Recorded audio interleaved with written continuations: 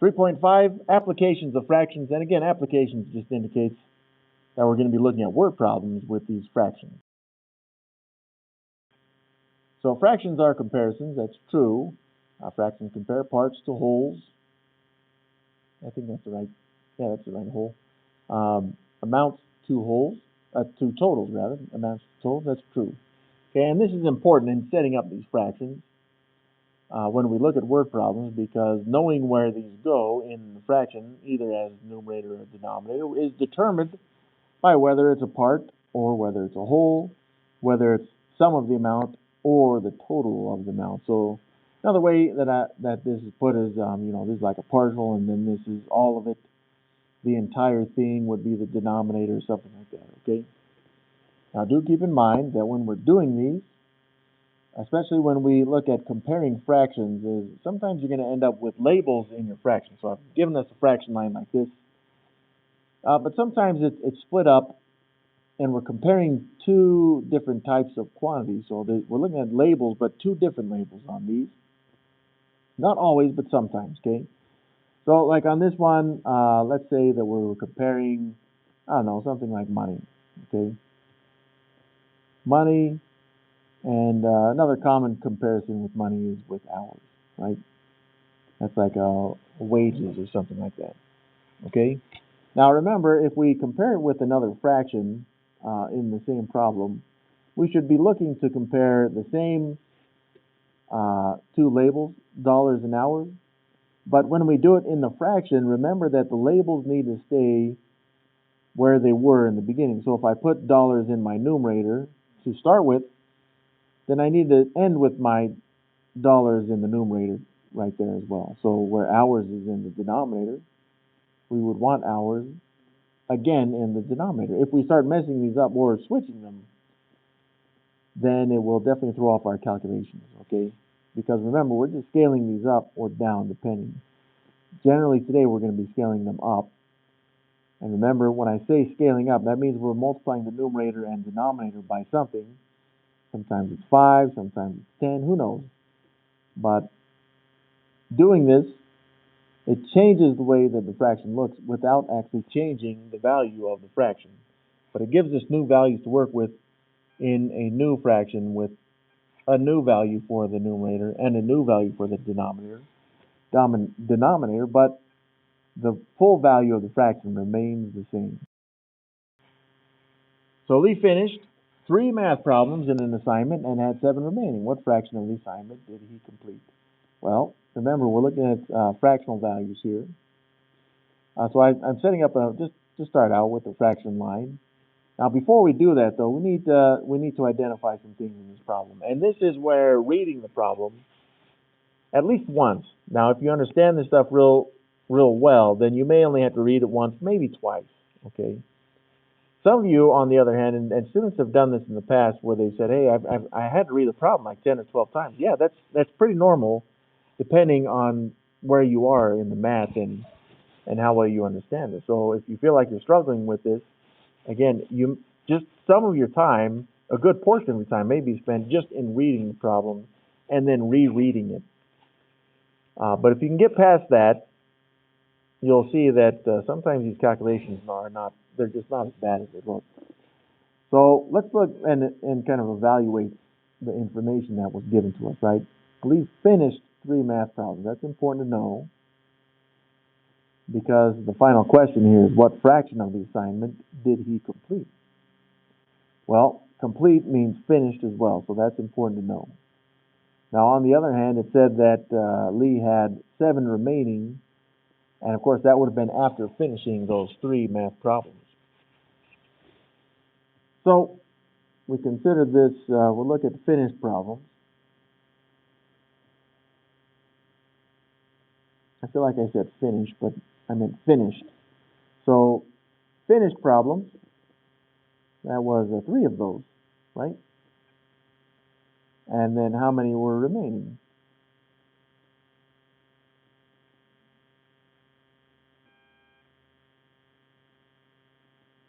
Well, it said that there were 7, right? That's what we got. Now, the next value we're going to need on this one is a total amount. Why do we need a total amount? Because it's asking what fraction of the, and it didn't say this specifically, but what fraction of the total assignment, the entire assignment, the whole assignment are we looking for? Well, that's the total right there. And to figure out that total, just take how many was finished and how many remained, and that should tell us how much problems total were on this math assignment. So 3 plus 7 is 10. Boom. Okay. So we've already set up the fraction line, but we need to know which of these values goes where, because we got 3 values to choose from. But again, if we go back to that last slide, remember the part is in the numerator, the whole is in the denominator. The amount or the partial amount is the numerator, and then the total in the denominator. Well, we did find the total directly is 10, right? So that should be in our denominator. Well, the total, what are we looking for a fraction of? It's a fraction of the assignment that was completed, which again could be interchanged with finished. So how many problems were finished? 3 of them were. So this even reads, if you wanted it to, 3 out of 10. So this means that 3 out of 10 problems were completed of this assignment. That actually is just the final answer on this one to start with. And that's a good start. It should get our minds in the right direction with this fraction stuff, just like we've seen before. If we can just put it together, then that works. And if we needed to scale it from this point, then we should be able to do that as well.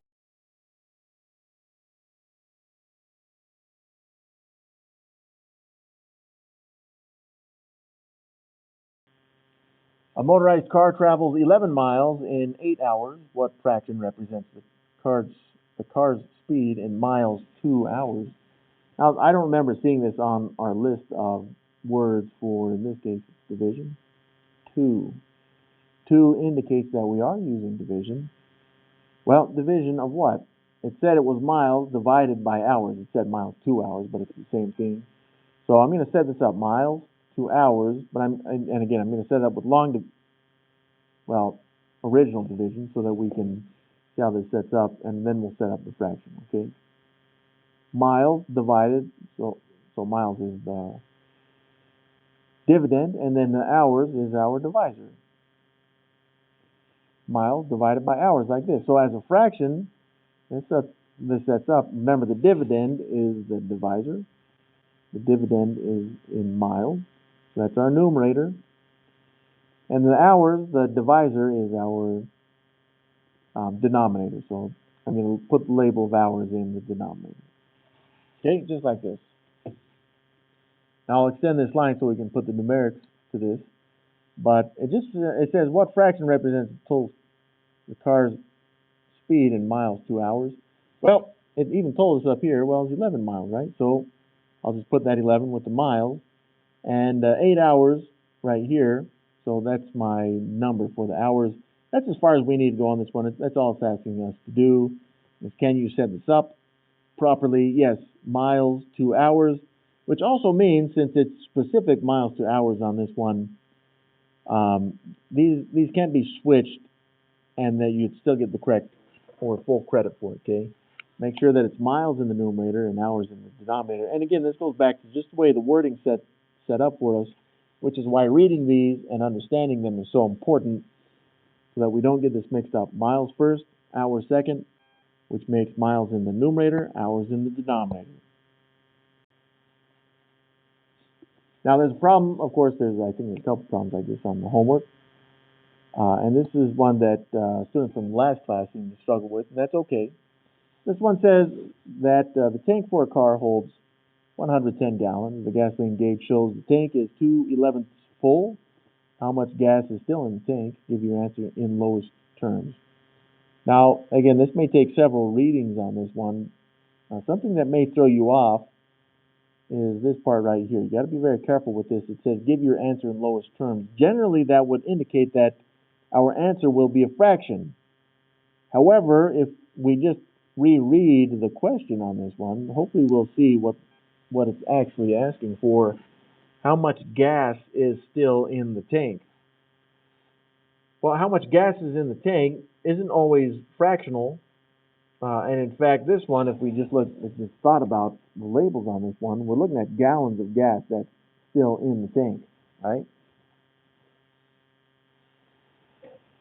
So our answer actually will not be written, or it may not be written as a fraction. How much gas is still in the tank? It should just be some direct number of gallons as of right now. But right now, it's saying that the gauge, right? The gauge, Gauge, I want to say GUA, whatever.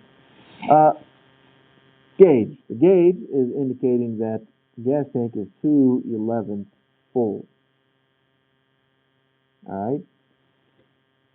Now I would compare this to actual values,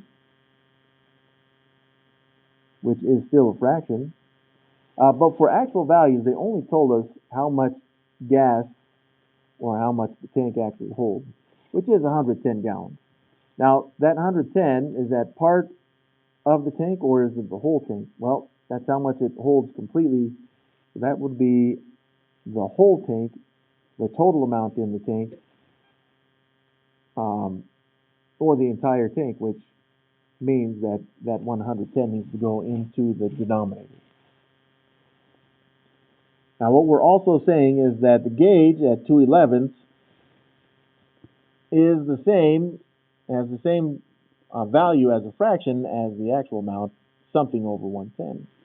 So all we got to do is figure out what that value is in the numerator of the actual amount. Now, this is 11 times something equals 110, and some of you have that down pretty quick. I'm going to use long division to do this one, though. Okay, because from this point, we should be able to make a fact family from this one. If you take your product, which in this case is 110, and make it a dividend, you can divide and make one of the two factors a divisor, and I choose 11 there. When I solve this, I will have the scale factor for how much we scaled the 11 by. And again, this is multiplication, just going back to what we talked about in the last lesson. I'm multiplying the 11 because I'm scaling the fraction upwards, right? It's going from 11 and then it's increasing its value. So we got to use multiplication. If it decreased in value, I'd have to use division. Not in this case, though. So I got 110 divided by 11, right? So let's go ahead and we'll do this with long division, even though not everyone needs long division on this one. I'm going to take 110 up here, and I'm going to divide it by the 11. And yeah, this one's not too bad. 11 won't go into 1, but it will go into 11 one time. 1 times 11 is 11. Subtract. At zeros out those 11, drop the 0 from the ones place value. 11 goes into 0 times. 0 times 11 is 11. So you could even subtract those if you like. That's more work than you need to do. But that gives us a remainder of 0. So that means that that quotient there, 10, in this fact family, that's our quotient there, but it's also then the factor right there. You had to multiply 11 by 10 to get 110. So this will help us to figure out the actual amount of gas that is in the tank, 2 times 10, which is 20. Now again, just going back to the question on this one, how much gas is still in the tank? There's 20, but we need a label for this one, and that's where we're going to say this is 20 gallons.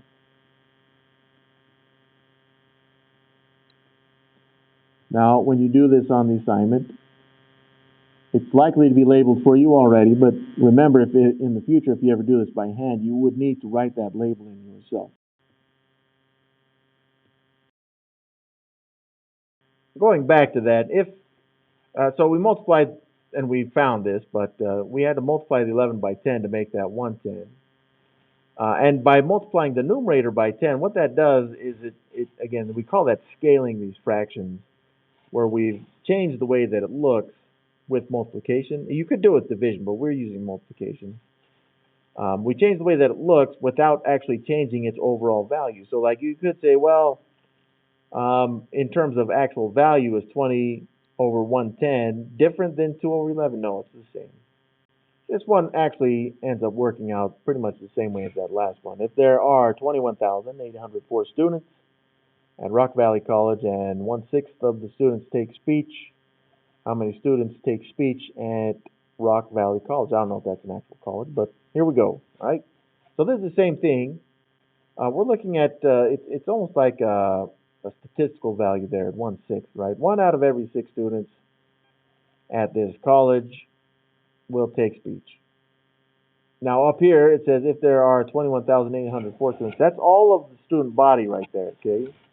So this is the full amount of the students, all of the students, the entire student body, however you want to word that. So just so we understand this right now, the 21,804 is a whole amount, which means it's going to go in the denominator wherever we put that fraction, okay? So as of right now, we have 1/6 of the students take speech right here, right? So I'd say, oh, there we go, 1/6 right there. I'll clean that up. 1/6 of the students take speech. Okay, so that's a fraction 1/6. My other fraction will include, like we've seen, 21,804, but that needs to go in the denominator right there, okay? So if we can find the numerator for this fraction, then we will have how many students take speech at Rock Valley College, because 1 out of 6 do, according to this fraction. So by scaling this up, we can find the numerator, which is, again, pretty much the answer to this problem. Now this one did not have that wording on it that said, write your answer in lowest terms. So there shouldn't be any confusion like on this one, but again, it should be fairly clear on that last one as well. That we're just looking for a numeric answer, not the fractional answer. So going back to what we did on that last one, we're looking at for 6 times something equals 21,804. So I'm using a fact family again, just like we did on that last problem. And I'm going to change the structure of the problem in the fact family, right? I'm going to just use the division part. So 21,804, which was the product here, is now becoming the dividend in a division problem. And I'm going to divide it by either one of the factors will work. The one we know is 6, so that should be good. And then I will have how much I scaled the 6 by. The 6, the denominator right here. What number did we multiply that by? Because again, that's the same number that I'm going to have to multiply the 1 by in order to get my new numerator rather, this one. Now that's a little bit more multiples for 6 than I know. So what I'm going to do then is I'm going to do long division on this one, okay? So we got 21,804 divided by 6. So some long division here. We've seen it. It's just a longer division, that's all. But it really doesn't change the way that we solve these. Just like the last problem, we did use long division, although for some of you it wasn't necessary, but we may see problems like this where it is. So 6 won't go into 2, but it will go into 21. I get 3 times. 3 times 6 is 18. So subtracting that out, I'll borrow from the 2 to make that 11. 11 minus 8 is 3. 1 minus 1, those zeros out. That's good. Let's drop the 8 there. Now I'm saying, well, 6 will go into 38 how many times? I get 6 on that one. 6 times 6 is 36. 8 minus 6 is 2. 3 minus 3, zeros out. And now I can drop my next place value, the 0, to make that 20. 6 will go into 20 3 times. 3 times 6 is 18. And when I subtract this one, I'll borrow from the 2. 10 minus 8 is 2. Drop the 4 there. To make this 24. Well, 6 will go into 24 4 times. That's exact, by the way. And we'll see that, oh, I ran out of space. Minus 24, and you get a remainder of 0. Okay? So this value here is that 3,634. But again, that's just telling us what the scale factor was, what we multiplied the denominator of that fraction, which is 6. We multiplied it by 3,634. So I've got to multiply the 1 by the same value, 3,634. Now we don't need it, we shouldn't need to use any long division or multiplication on this one, stack multiplication, because it's just 1 times something, and anything times 1 or 1 times anything is the same thing back, which means that our final numerator here is the same, 3,634. But do be careful on this one because it is a word problem. So again, you should be looking to label this answer. Out of the 21,804 students that are at Rocky Valley College, 3,634 of them will be taking speech. Now I'm just going to put students.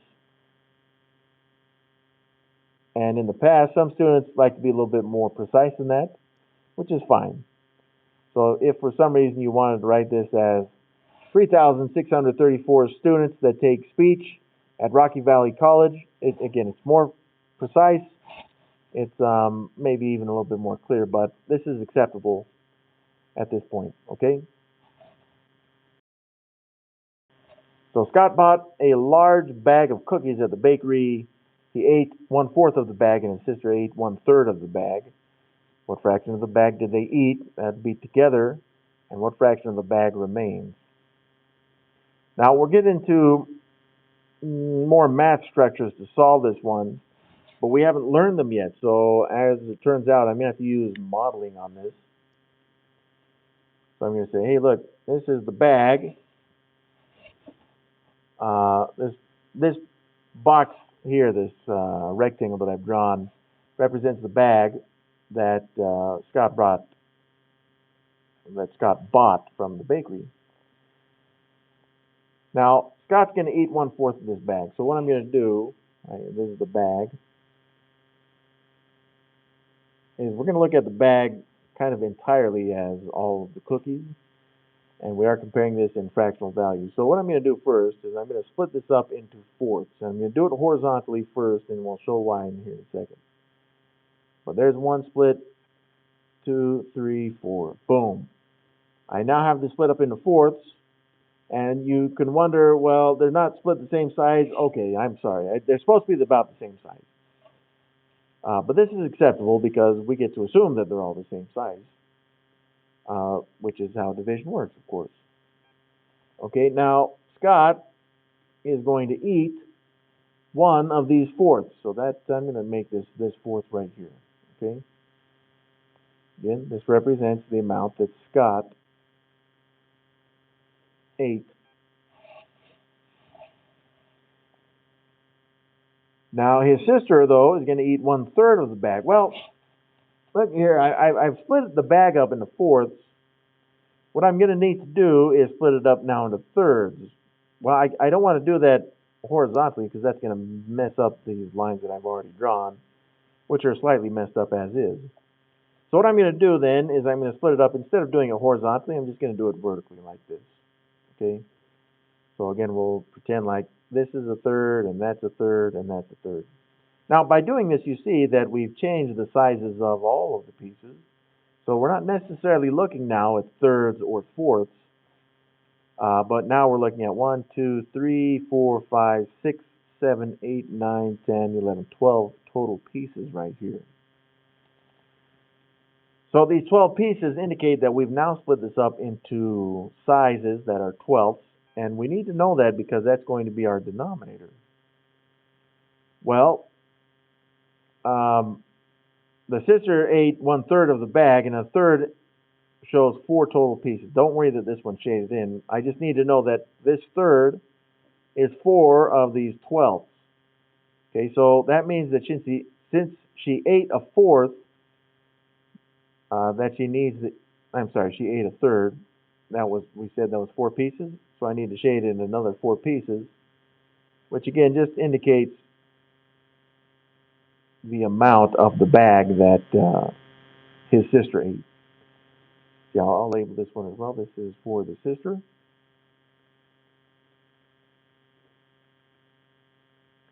So it says, what fraction of the bag did they eat? So we know our answer should be a fraction. The total eaten pieces, 8 pieces, however you want to say that, Well, how many were eaten? There's 1, 2, 3, 4, 5, 6, 7 pieces there. So they ate 7 pieces. Again, that's only part of the bag, though. So that's going to be the numerator. And we already counted how many pieces there were. We had counted 7 right there, but we'll count again. 7, 8, 9, 10, 11, and 12. So there were 12 total parts of the bag. They ate 7/12 of this bag. But then the second question, what fraction of the bag remains? Okay, that's what we need there. Um, that would be this, I guess, the white rectangles on this one. So how many are there? 1, 2, 3, 4, 5. 5 of those. So that's a 5. That's part of the bag, so that's our numerator. But again, the denominator stays the same because it's still, we didn't change the size of the pieces after we found they were 12ths. So these are still 5 pieces that are 12th sizes. Um, that's, I guess, how many cookies are left of the bag, or how much of the bag of cookies is left. That would be better. Now, do keep in mind that there are other methods to solve this, right? But we have not gone over those yet, which is why I felt the need to use modeling on this. Not that we've seen modeling, but it's a little bit more direct than the other method that we're going to be using. I don't know that we go over this method until maybe Module 5. But yeah, it's coming. All right, Cornel orders a pizza for dinner. It is cut into 6 slices, and they've given us a diagram right here, just like they will on the homework for this one, okay? Which may or may not help you to figure this out, but I'm going to be using it. Use the image below to answer the following questions. If Cornel ate, should be 8 right there, ate 1/2 of the pizza, how many slices did he eat? Okay. Well, there's a couple ways to look at this, at least when we use the model, okay? So let's look at the whole thing first. See if I can get this to work. There we go, okay? So this circle here represents the whole pizza, okay? Now it says that if we made it 2 pieces, Cornel will get this 1 piece right here. So what I can do is I can slice it just all the way through one of the lines. I choose this one. Now if you choose to split it here or here, that's fine as well. But I chose the one in green right there. And now I really am pretty much ignoring the black lines. I'm going to make them dash because I don't want them to go away completely because the original piece actually did have the 6 pieces right there. So let's keep those there, but knowing that I have now split it up into 2 large pieces, right? For example, we got this one here in orange, and then we got this one here in red. Now, of these 2 pieces that I've drawn, Cornel will get one of them. I choose the orange one. So that's 1 out of the 2 pieces. And Cornel is going to eat all of those pieces. It was originally cut into 6 slices, which is why I kept those black lines right there. And so how many pieces is that? 1, 2, 3 of the original pieces. Maybe I should be saying slices on this one, but yeah, if he eats 1 out of 2 pieces, Cornel will get 3 slices. Now that's one way to look at it. Like I said, there's a second method that we can use to solve this though. Let's go back to the original drawing right here. If I can get rid of that green line. There we go. So another way to look at this is if we said, hey, this 1/2 right here, what I can really do is look at this as 1 piece out of every 2 of the pieces. So if I said, look at these 2 pieces right here, okay? Cornel is going to get 1 of those pieces. This one, I'll say. Doesn't matter which one, but I chose that one. But there's other pieces on the pizza. Right? Here's 2 pieces right there. And once again, Cornel will get 1 of those 2 pieces. But again, we get these 2 pieces right here, these last 2 pieces. And yes, Cornel will get 1 of those 2 pieces. Okay? But again, how many slices is that? Well, Cornel gets this one, and this one. So it's still the same number, it's just found in a different way. And it doesn't really matter which way you prefer, both ways will work. Now the last way, and this would be without using the modeling on this one, but you could say, well, we know Cornel will get 1 out of the 2 pieces. We're looking at this out of 6 pieces. So how do we scale the 2? You would have multiplied it by 3 to get the 6. So you could multiply the 1 by 3 as well to figure out this 3 right here. And this 3 is the same 3 slices that we had in blue right there. So you could set this up with just the fractions directly, but again, perhaps this drawing is a little bit useful for us also. Now we're going to be using essentially the same problem for this question and the next one. So the pizza is still split into 6 slices. That's good. But in this one, and I'm going to do it both ways again, but Cornel's going to get 2 out of the 3 pieces. Now, if we start with the same method that we started on that last one, we'd say, okay, well, I need to split this up into 3 pieces. So I'm going to choose these cuts right here. Okay? And then this isn't as good a circle, but see those 3 pieces right there? Well, Cornel's going to get 2 out of those 3 pieces. So there's one of the pieces of the 3, and there's another one of the pieces out of the 3, right? But again, the question is, well, how many pieces of the 6 slices would that have been? Well, let's find out. 1, 2, 3, 4. So from this method, we see that Cornel would get 4 slices. All right. Now that, again, that's just one method to use, and it's a valid method to use. Let's see the other method and how that would work. So we would be looking at 3 slices this time, right? Of 3 slices, excuse me, Cornel will get 2 of those slices. So I'm going to split it up. Let's find 3 slices. That's a good 3 right there. And Cornel's going to get 2 of those, so I choose these 2. Well, is there another set of 3 slices? Sure is. There's these 3 right here. But again, Cornel's going to get 2 of those slices, so I choose these 2. All right, but again, how many slices is that? 1, 2, 3, 4 slices. It's the same number of slices either way that you do it. Or, in fact, if you set this up just with fractions without needing to use the modeling, which you could do, right, he gets 2 out of the 3 slices. The pizza's been cut into 6 slices. How many total slices is that? Well, it'd be 3 times 2 to make that denominator a 6. So 2 times 2 makes the numerator 4. 4 slices, the same value right there. All right, for this one, we can do it 2 different ways, but saying that we'd split it up into larger pieces like we did on that last one, where we said 3 pieces, and then he gets 2, 3 pieces, he gets 2. No, we can't do that with this one because it's already saying in sixths, and it's already in 6 slices. That's very convenient because of those 6 slices, Cornel will get 5 of them. So let's find the 5 that we want.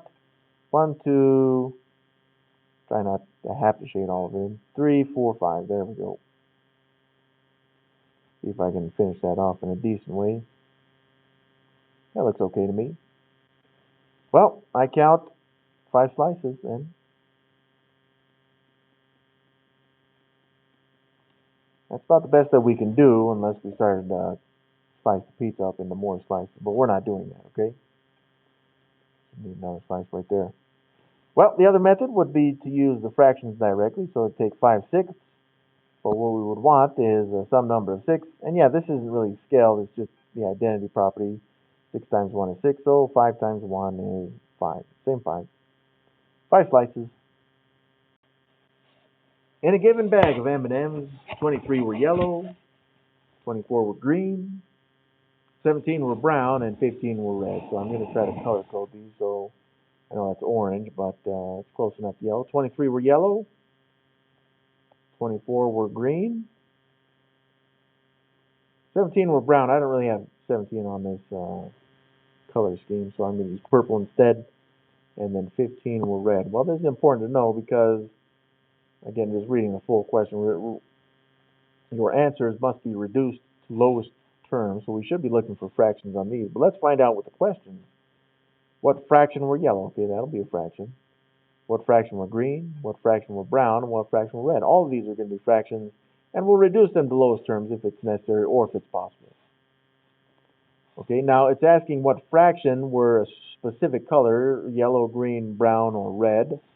That means that we need to compare these colors with the total amount that's in the bag, right? What fraction of, and it didn't say this specifically, but what fraction of the bag were yellow M&Ms. So in this bag, we found 23 yellow M&Ms, 24 were green, 17 were brown, and 15 were red. Yeah, we're just going to add all these together. Now I'm going to do them two at a time, though, so we can add these going forward. 23 plus 24, 3 plus 4 is 7 there, 2 plus 2 is 4. So from the yellows and greens, we'd have 47 M&Ms, but then we're going to add the brown ones, and 17 there. 7 plus 7 is 14, carry the 1. 1 plus 4 plus 1 is 6. So then let's add the red ones. 4 plus 5 is 9, and 6 plus 1 is 7. Now this comes as a surprise to me, but 79 is a prime number. So that's actually kind of good news for us, which means that we will not need to simplify these fractions, just like we've seen with prime factorization. We can't have any of these smaller numbers. It wouldn't be multiples because that's the full bag right there. So writing these fractions out then, for yellow, there were 23 yellows, and that would have been out of 79 total M&Ms. Or the greens, there were 24 greens. Again, that's only part of the bag, which is why that's going in the numerator right there, divided by the entire bag, which was 79 total M&Ms on that one. Or the browns, again, 17 browns. Again, that's only part of the bag out of 79 total there. And then finally the reds, still a fraction. 15 were red, that's only part of the bag. So that's the numerator. The whole amount of the bag there was 79 total M&Ms. And we don't really need to worry about labeling these.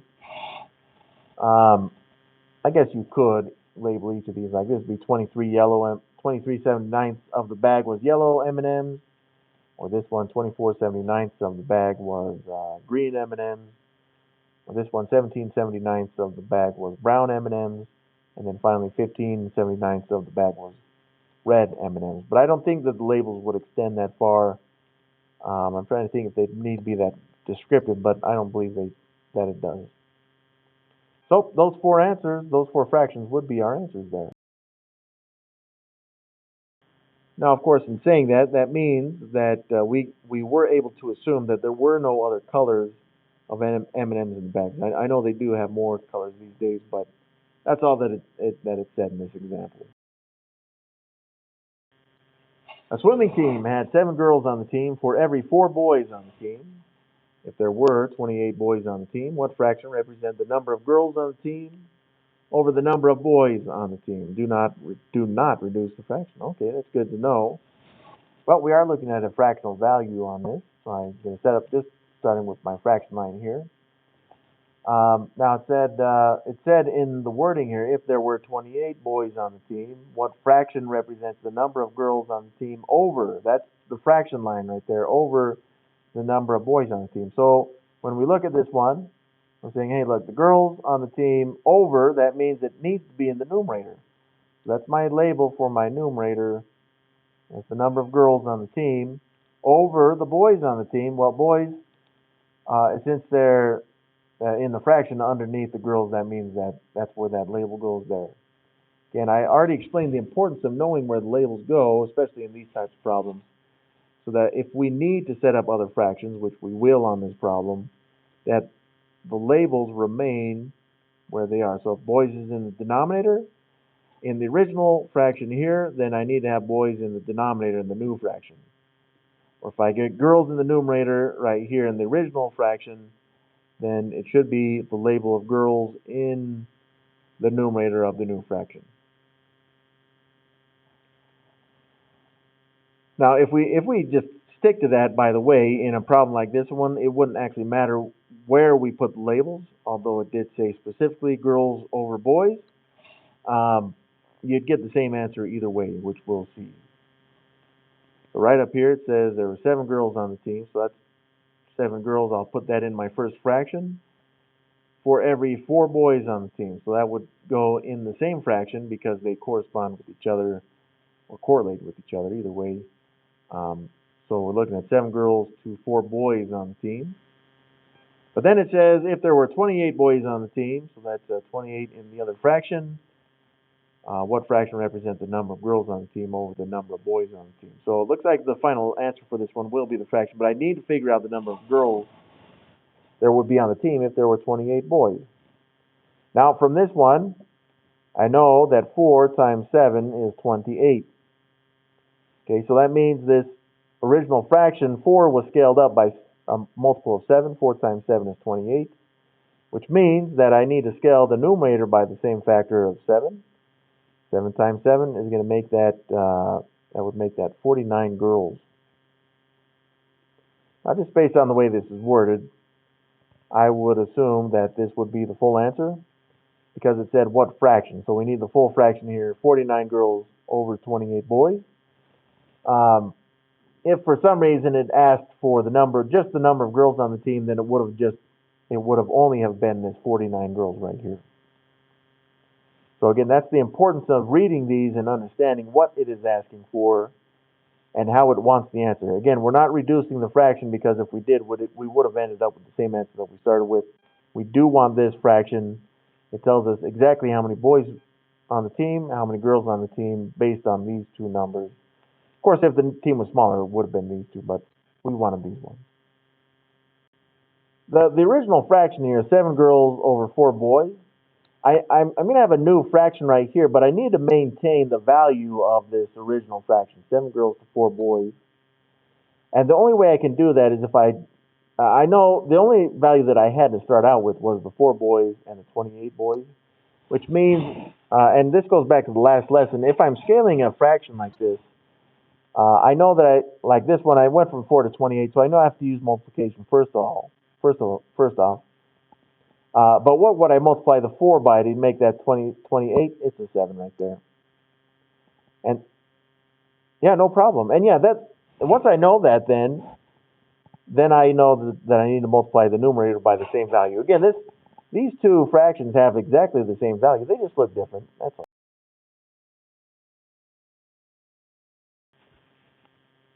Janet drives 20 miles to work every day. She wants to determine how many miles she has traveled when she has driven 1/5 of the trip and 4/5 of the trip. And everyone knows that they've thought this at one point or another in their car when they're driving to work or school. Plot the fractions 1/5 and 4/5 on the first number line below to represent the fraction of the trip Martha has traveled. How many miles is 1/5 of the trip? How many miles is 4/5 of the trip? Good question. Well, it may be hard to see, and it may be hard to see not only on this slide, but it possibly could be like this on the assignment. But I'm going to zoom in here pretty deep. You can kind of see these marks that are along the line. I'm looking at the top line that we start with. See these little lines right here. Now, I do want to emphasize these, okay? So that I can identify where they are. And there's a reason for that, which may be easier seen with the original picture.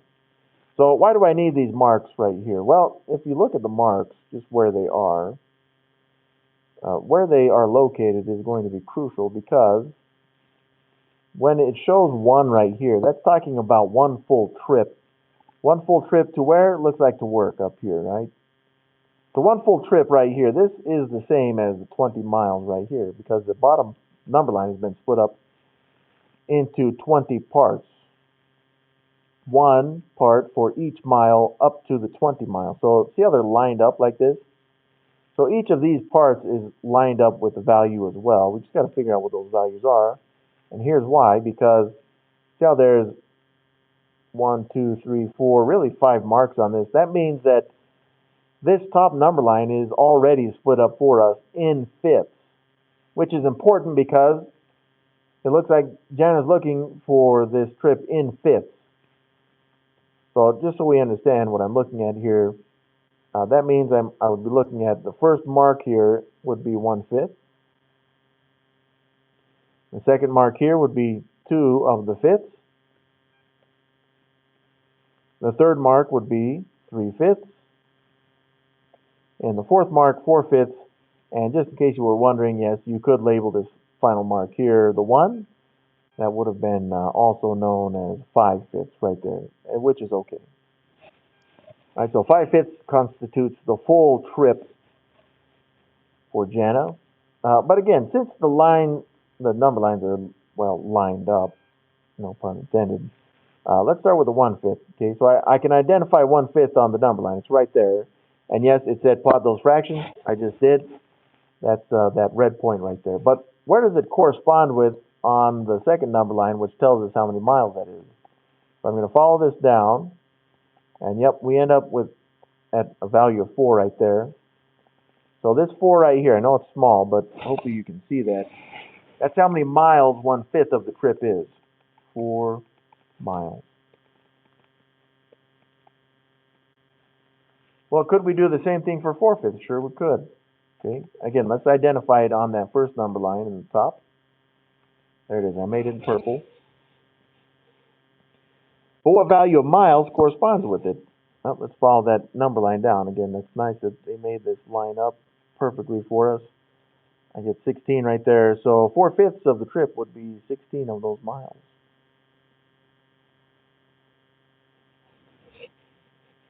Now, there's a possibility, I forget, but there's a possibility they want this mark on the second number line as well. But we now figured out how to do that. Now, that's one way to do it. Of course, there's another method. So let's look at the 1/5 right there in red. 1/5. Now, we know the full trip is 20 miles like this, okay? So what we're really doing is we're trying to find a scaled fraction of 1/5 where the denominator is 20 right there. So you could say, just like we did, well, 5 times 4 is 20. So 1 times 4, yeah, that would have given us the same answer there, 4 miles. And yeah, it would have worked for the 4/5 as well. 4/5, we want to make the denominator then a 20, but have it have the same value. So you'd have to multiply the 5. Use different colors. 5 times 4 in this case, you get 20. 4 times 4 is 16. That's the same 16 miles that we got for the second part of that question. Now, this is just a different way to do it, just in case the number lines aren't really working for you. But they will set the number lines up like this for us on the assignment. Now, there's going to be a question like this on the assignment as well. But once again, we have not gone over the method that I would like to show to solve this problem. So just like we saw with that example with the eating the pizza, Cornel eating the pizza. Seems like we did another one. Yeah, or even the bag of cookies, it was more like the bag of cookies, I guess, where we have not gone over the mathematical method for solving those. Okay, it's the same thing with this one, so that means I'm going to have to use modeling on this one. Okay, so let's read it again. It is estimated that each guest at a party will eat 5/8 pounds of chocolates. That seems like a lot, or not enough. How many guests can be served with 15 pounds of chocolate? Let's find out.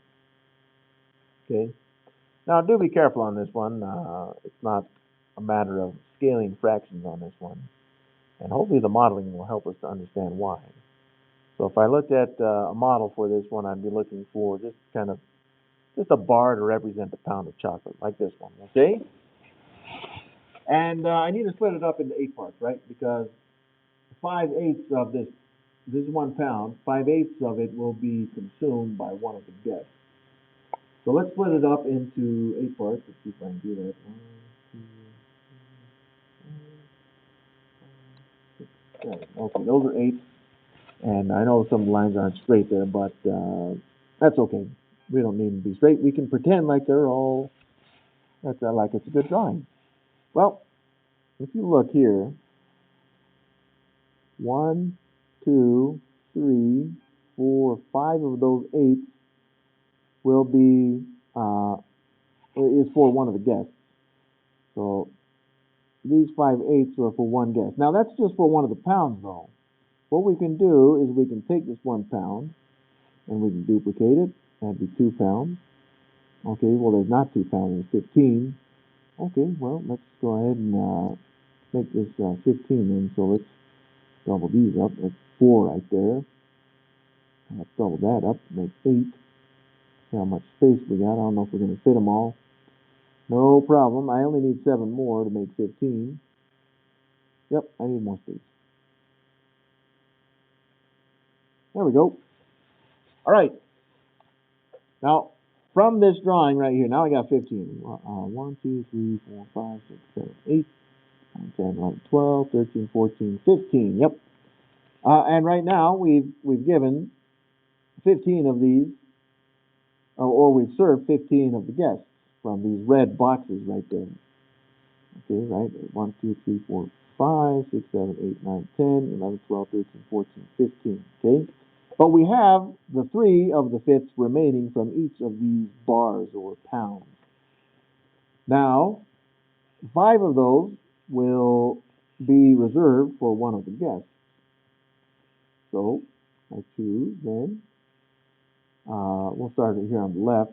So there's 1, 2, 3, 4, 5, right there. Okay, so there's these 5 will go to one of the guests.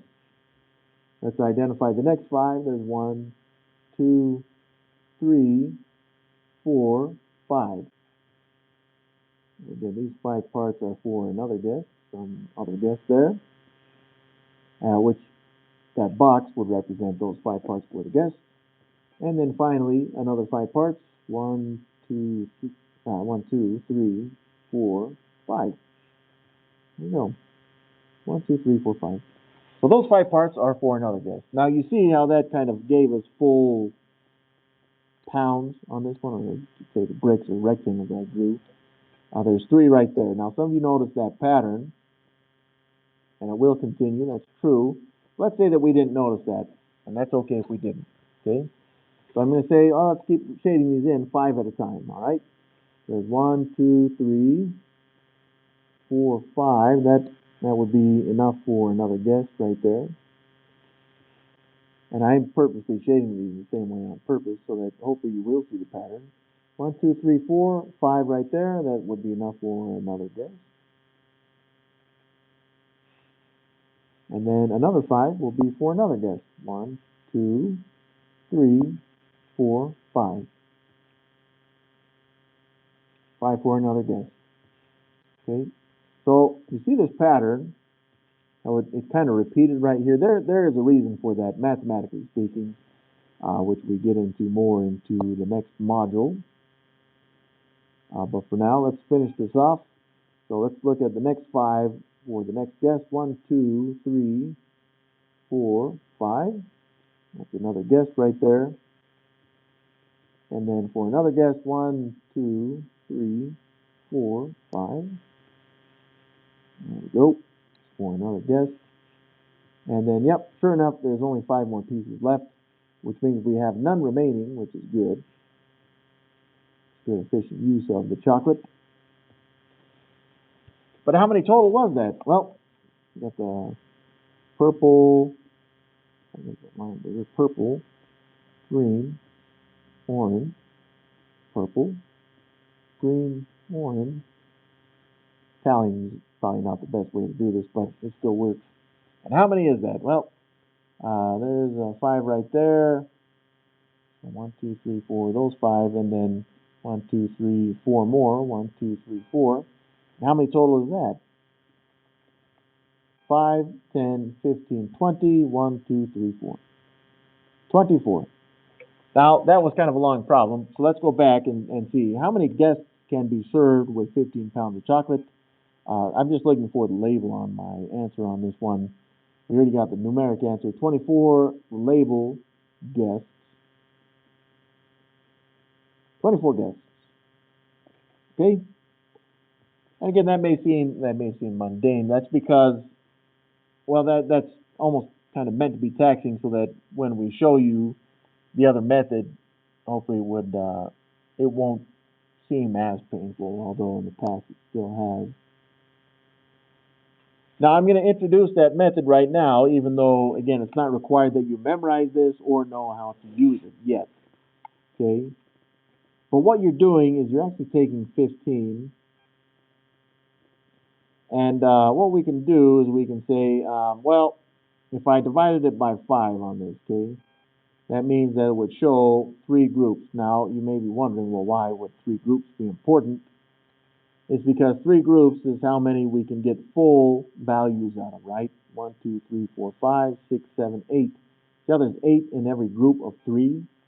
So if I group these 5 right here as another third, and this 5 as a third, then we can see that it's like splitting it up into 3 groups. But then how many are in each group? 1, 2, 3, 4, 5, 6, 7, 8 of them. So it's 3 times 8, and you see how we get that 24 right there. It's kind of an introduction to what we'll be doing in the future, although it's shown in a very different way. Okay, so if you understood that, then that's fine. If not, it still doesn't matter because the modeling works as well.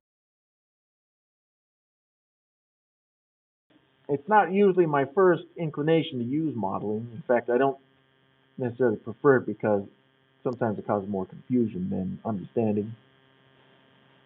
So if you have other methods to use on this, that's fine. But again, in the future, we probably won't be using too much modeling for this, especially having seen it like this already.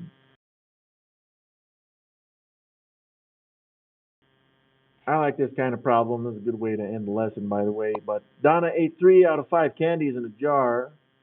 If she ate 9 candies, what fraction represents the number of candies she ate over the total number of candies? So in our fraction, go ahead and set up a fraction for us with the fraction line. It says the candy she ate, so that's 8 over, so that's in the numerator, 8, and this is how I'm labeling it, although you don't have to, but over the total number of candies. So it's kind of a part of the whole amount to total comparison. But again, we have 2 different comparisons on this one, so I have candies 8 in the numerator and total in the denominator as well. And up here it says, okay, Donna ate, she ate 3, so that's going to be part of my first fraction. That's the 8, 8 candies in the numerator right there, out of 5 candies in the jar. So that would have been total candies in the jar, 5 right there. And then it says she ate 9 candies right here. What fraction represents the total number of candies, the number of candies she ate over the total number of candies? So again, our final answer here is going to be the full fraction right here. But that's 9 candies she ate. That's in the numerator right there. So we scaled the 3 that she ate right here up to 9. What would I multiply that 3 by to get that 9 numerator? It'd be 3. Which means I need to scale the denominator by the same factor of 3. 5 times 3, that gives us 15. That would have been 15 total candies. So if she ate 9, assuming this ratio holds, there would have been 15 total candies in the candy jar. But again, the answer on this one, it did say that it wanted the fraction. So I'm gonna box in the full 9/15ths on that one.